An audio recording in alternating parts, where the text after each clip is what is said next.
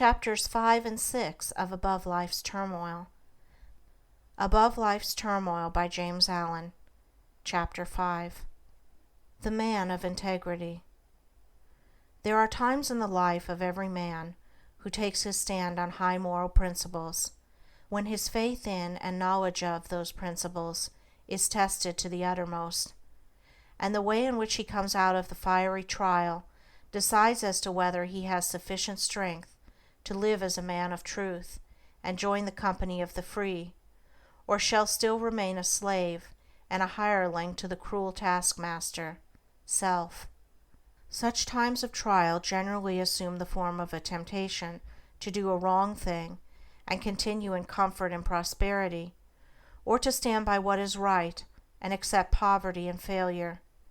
And so powerful is the trial that to the tempted one it plainly appears on the face of things as though, if he chooses the wrong, his material success will be assured for the remainder of his life, but if he does what is right, he will be ruined forever. Frequently the man at once quails and gives way before this appalling prospect which the path of righteousness seems to hold out for him. But should he prove sufficiently strong to withstand this onslaught of temptation, then the inward seducer, the spirit of self, assumes the grab of an angel of light and whispers, "Think of your wife and children. Think of those who are dependent upon you.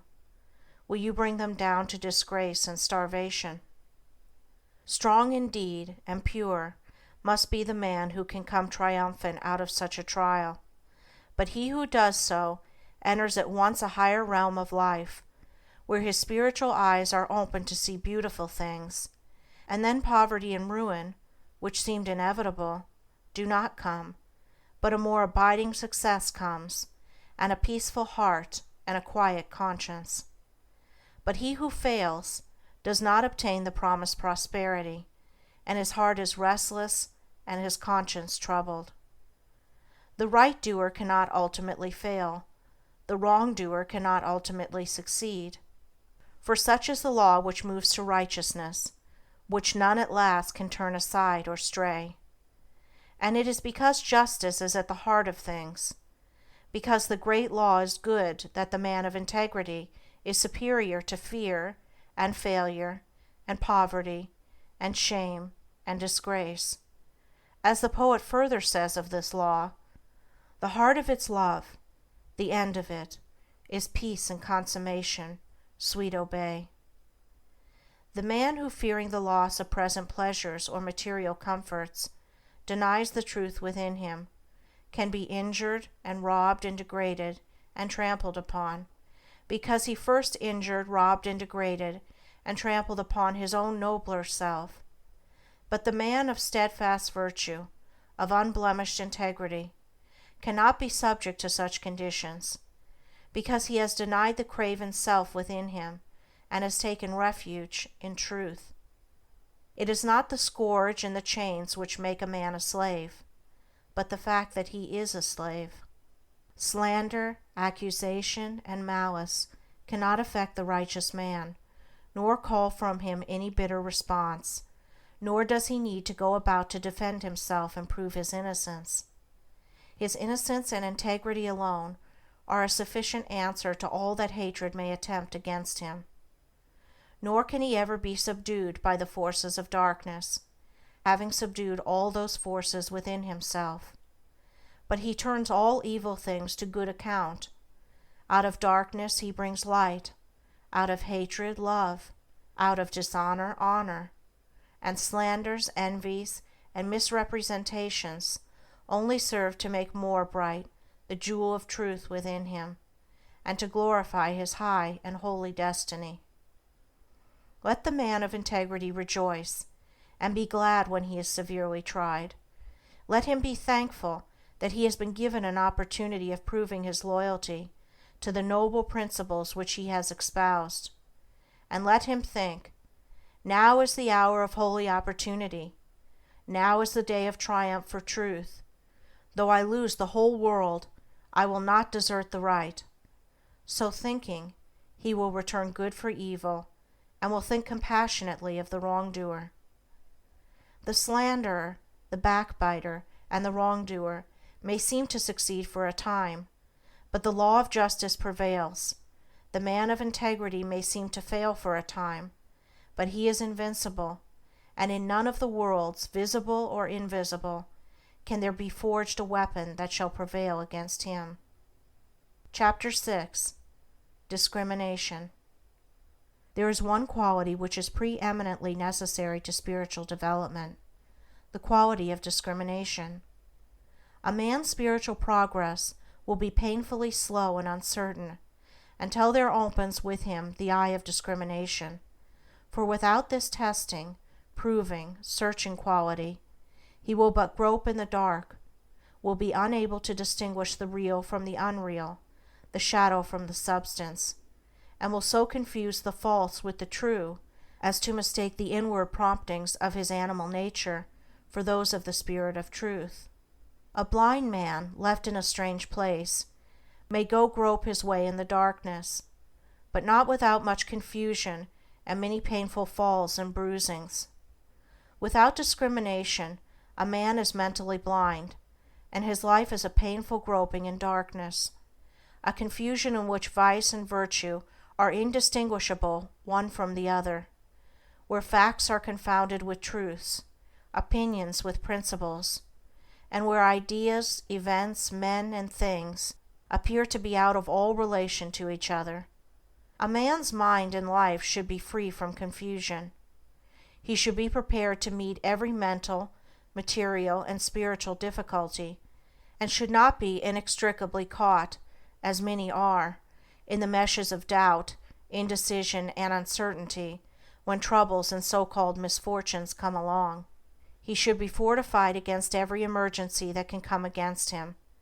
But such mental preparedness and strength cannot be attained in any degree without discrimination, and discrimination can only be developed by bringing into play and constantly exercising the analytical faculty. Mind, like muscle, is developed by use, and the assiduous exercise of the mind in any given direction will develop, in that direction, mental capacity and power.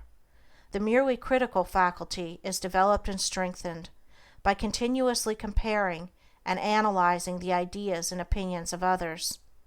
But discrimination is something more and greater than criticism. It is a spiritual quality from which the cruelty and egotism which so frequently accompany criticism are eliminated, and by virtue of which a man sees things as they are and not as he would like them to be. Discrimination, being a spiritual quality, can only be developed by spiritual methods, namely, by questioning, examining, and analyzing one's own ideas, opinions, and conduct. The critical, fault-finding faculty must be withdrawn from its merciless application to the opinions and conduct of others, and must be applied, with undiminished severity, to oneself. A man must be prepared to question his every opinion, his every thought, and his every line of conduct, and rigorously and logically test them. Only in this way can the discrimination which destroys confusion be developed. Before a man can enter upon such mental exercise, he must make himself of a teachable spirit. This does not mean that he must allow himself to be led by others.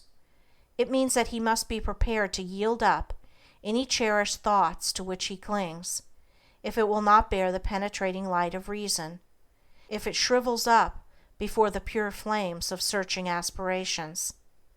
The man who says, "I am right," and who refuses to question his position in order to discover whether he is right, will continue to follow the line of his passions and prejudices, and will not acquire discrimination.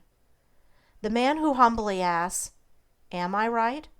and then proceeds to test and prove his position by earnest thought and the love of truth, will always be able to discover the true and to distinguish it from the false, and he will acquire the priceless possession of discrimination. The man who is afraid to think searchingly upon his opinions, and to reason critically upon his position, will have to develop moral courage before he can acquire discrimination. A man must be true to himself, fearless with himself, before he can perceive the pure principles of truth, before he can receive the all-revealing light of truth. The more truth is inquired of, the brighter it shines. It cannot suffer under examination and analysis. The more error is questioned, the darker it grows. It cannot survive the entrance of pure and searching thought. To prove all things is to find the good and throw the evil. He who reasons and meditates learns to discriminate. He who discriminates discovers the eternally true. Confusion, suffering, and spiritual darkness follow the thoughtless. Harmony, blessedness, and the light of truth attend upon the thoughtful. Passion and prejudice are blind and cannot discriminate. They are still crucifying the Christ and releasing Barabbas. End of chapters 5 and 6.